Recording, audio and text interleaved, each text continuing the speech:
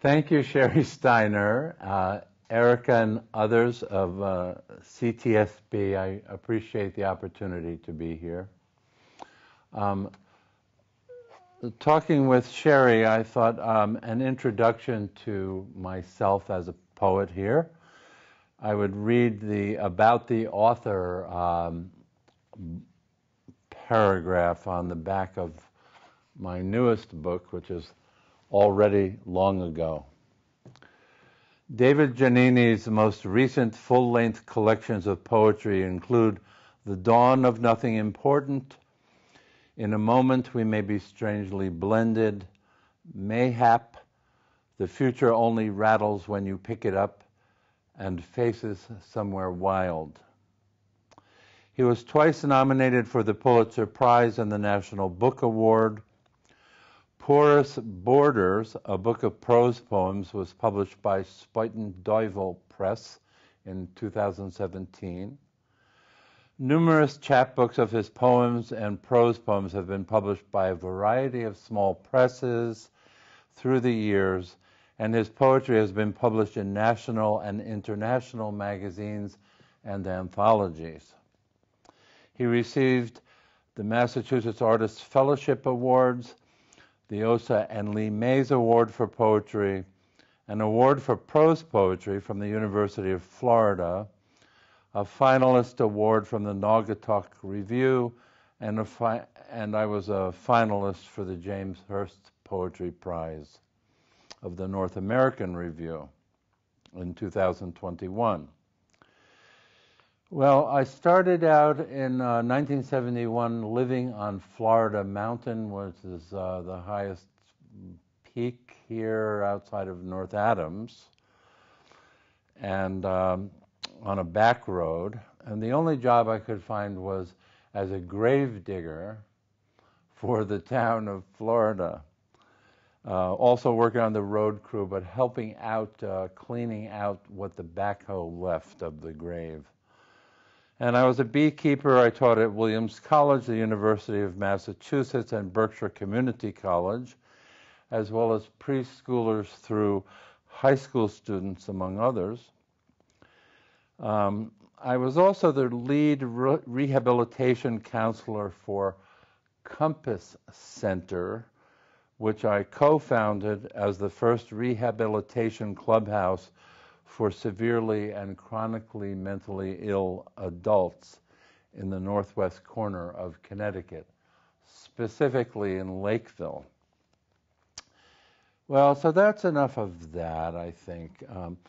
I will read a couple of poems from each of my two most recent books. This came out this year. This one came out last year. I don't know if you can read those, but I will say their titles again later. So let's see. I'm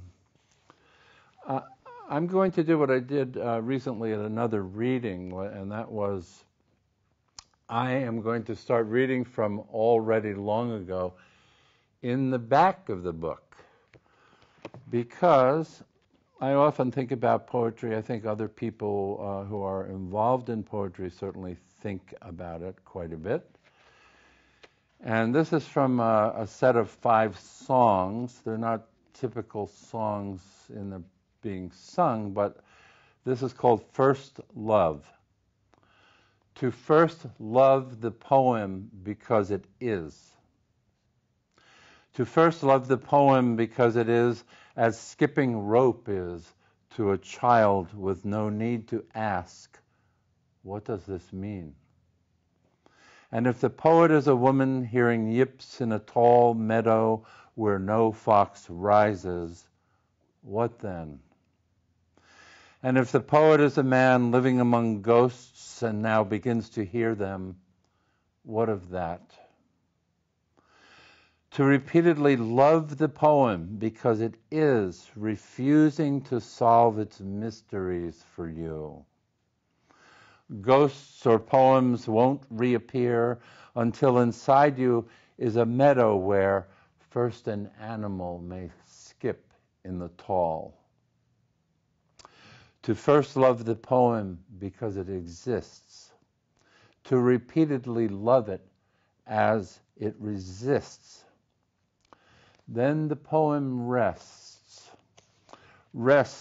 until it sets out again with rope slap rhythms, yips, grass swaying, and ghosts parking within you, whispering, whispering.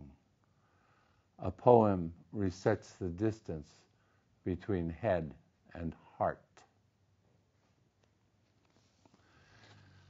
I'm going to skip back and forth between reading and making a few comments. And one comment always occurs to me again and again when people ask, well, how did you come up with that idea for a poem? And I always remember that the symbolist poet and Stefan Mallarmé had as one of his good friends the painter Edgar Degas. And Degas came to him one day and said, Stefan, I have all these brilliant ideas, and all I can write are these miserable sonnets. I can't do it. I don't know. I have all these ideas, And Mallarmé said to him, but Edgar, poetry is not made with ideas. It is made with words. And that concept I've carried for many years, over 50 years in writing poetry, because I found it to be true for my own writing, my own processes, and it seems to work well. And in other words, you start out with maybe a rhythm, you start out with an image, you start out with a few words, not knowing where they will go, and you wind up after crafting and crafting words that you hope work well together, you may wind up with an idea or a concept or a fully formed narrative poem, for instance. So this poem is called Tribute, after news of Robert Bly's death. And I didn't know that this would be for or about Bly when I started out. The first line was, every time a poet lies down. Well, that's very open. Where could that go? Well, it went here. Tribute. Every time a poet lies down, there are many poets in the body trying to rise. Some will think of tall pines. This pine cone saved in our house once fell in Russia onto Pasternak's grave. Today, I found it fallen onto nails, kept in a handy cookie tin, no lid, an old gift on metal bodies. Every time a poet lies down for the last time, there are nails underneath and tall trees swaying overhead. For now, there is only this, old pine cone, and silence in the snowy fields. That last line, silence in the snowy fields, is also the title of Robert Bly's first book. So that's also part of the tribute.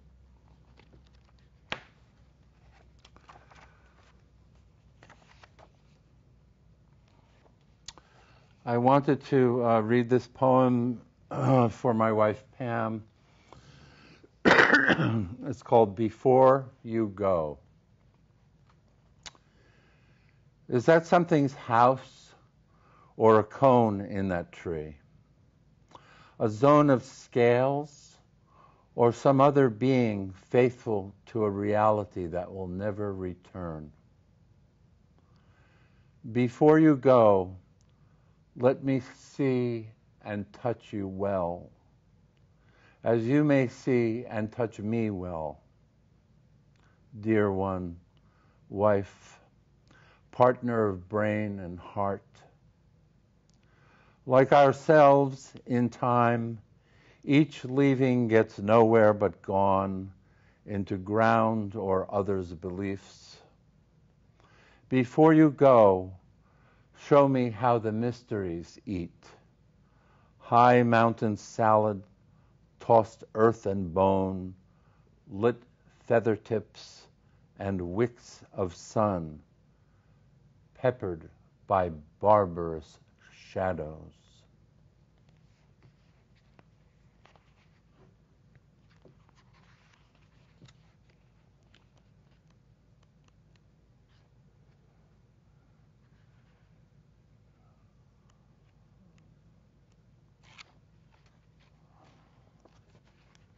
All right, I'm going to read a poem from the beginning of the book called Depiction. I don't know about the cries of wind over the lake on its way to striking something, its fierceness as of impending battle, feral rushing over watery plain, or just my human overlay of its natural sounding? You'll say it's the latter. I say it's both wind and not wind, fierce and something more, that inside that loud, swift air there is also a momentary pause of something weeping mid-lake. Not a loon without shelter, not that sort of wail some mistake for wolf, but the sound of something little, an old cry from a childhood not my own.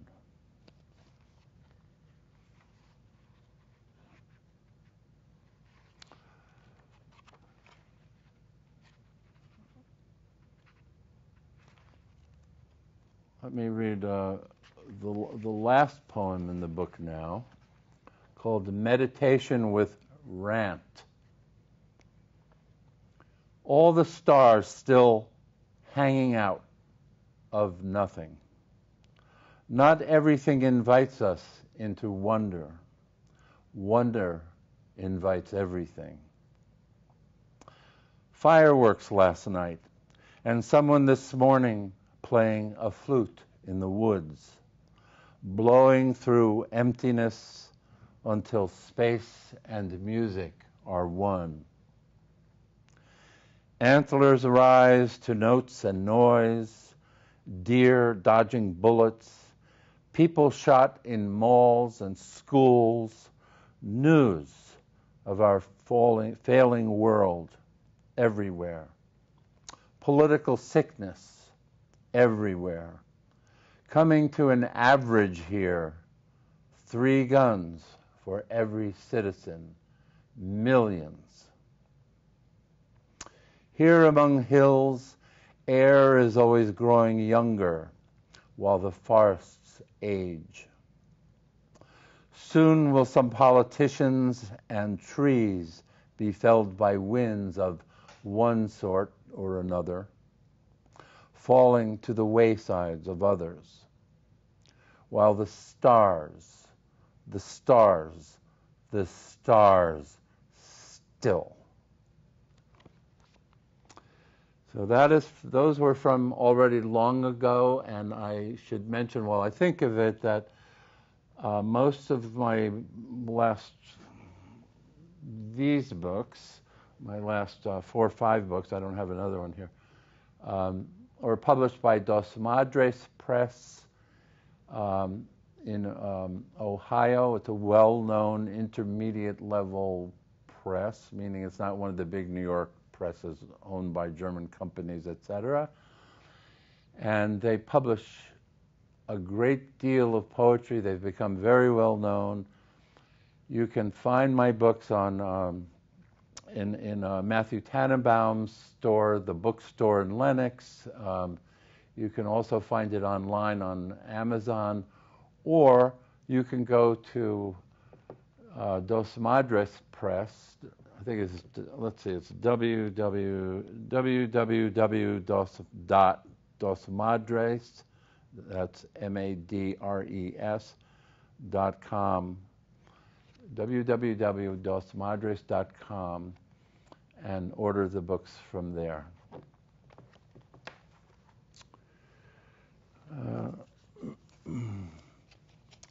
Since we're this taping, viewing, whatever, is close to October, I'm going to read a couple of poems from The Dawn of Nothing Important, my previous book, right before already long ago.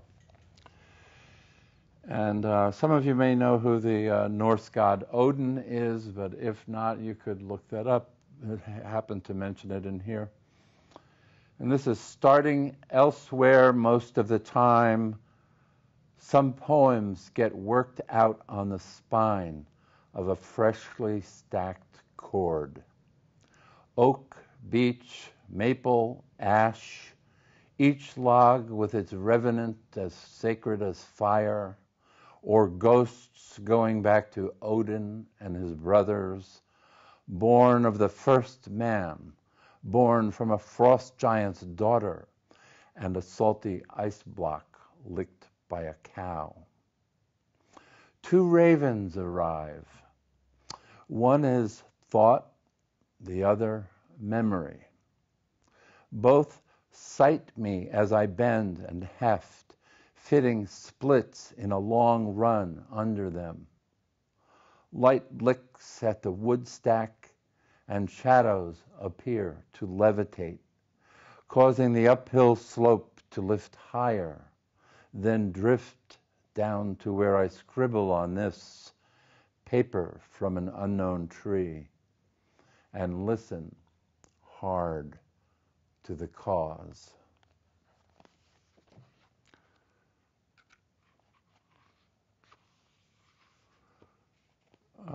This next poem was published in Poetry East, I guess it was 2 issues ago, called Sky Sticks. Sometimes a piece of sky sticks around all day, deep blue, bright in the pine. It becomes the clarity opening one morning after news of your friend dying, and your advance mourning finds itself without clouds.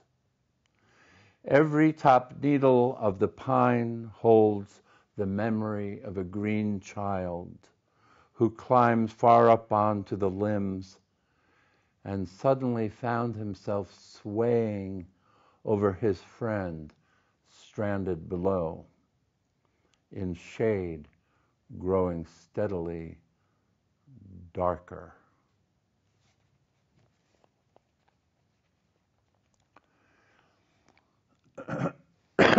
This next one is called Listing, and it has a little epigraph that says, in 2015, there was an actual public outrage that around 50 words associated with nature were removed from the Oxford Junior Dictionary. There was a real outrage about this. I don't know whether they've been reinstated, but here are some of them. Acorn, adder, ash, beech, bluebell, buttercup, catkin, conker, cowslip, cygnet, dandelion, fern, hazel, heather, heron, ivy, kingfisher, lark, mistletoe, nectar, newt, otter, and willow are among those removed, among those not asked or cared for, because kids and older people keep more and more to the techie cities, stay on floors with plastic plants, not grass. I sit at home on a back road, curled cats snoring until their heads spring up to note through windows, hairy snout above ice. a martin, not some vestige, not ubiquitous, but alive. Yellow-brown coat, black on legs and feet, white chest, ears alert. And there are people tight in cities who believe many country things unexist except as inklings in old books. Go and shake a branch of snow. Pop-up flakes will fall to your dreams. And through dreams you may begin to enter where you lost sight, recover tracks. As rising oceans make skyscrapers fail, set sail for what may or may not be left. Beware, beware of listing.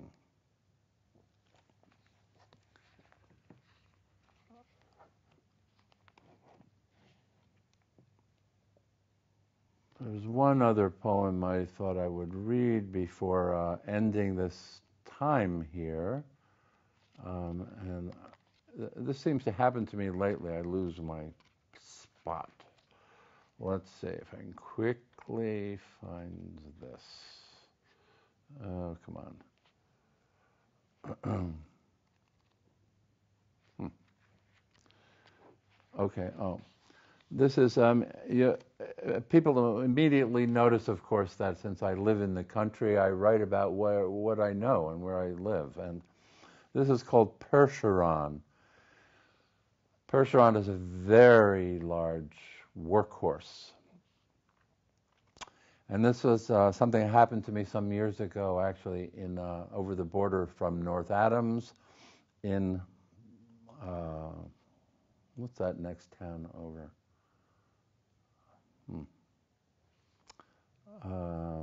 Can't think of it at the moment. Percheron, leading a huge horse down the dirt road between his farm and my house. The old man seemed to know I would come out to greet him, meet his horse. "This is my son," he said of the beast, and I smiled without mock at this old farmer fraught with what he said. His horse blinked or winked. "Died last week, chainsawing logs right back of the barn. Just dropped dead on the spot. After that rain it was, this horse is my son, all right." The three of us stood quiet a time. "That your boy in the woodpile?" asked the farmer. "Why is he all shaped and slumped over like that?" "Yes, that's my boy," I said. "He's been dead a while, too." "That rain's been on him, too," said the farmer. "I'm not sure what animal he is. Bear, maybe moose. Can't tell yet. He hasn't changed enough. Also, have you noticed lately it seems like nothing's moved in the woods? Not since that rain." "Yeah," said the old man. "A whole lot of nothing's moved in and it's taken away and replacing folks." The horse nodded, wood chips in his mane. Thank you.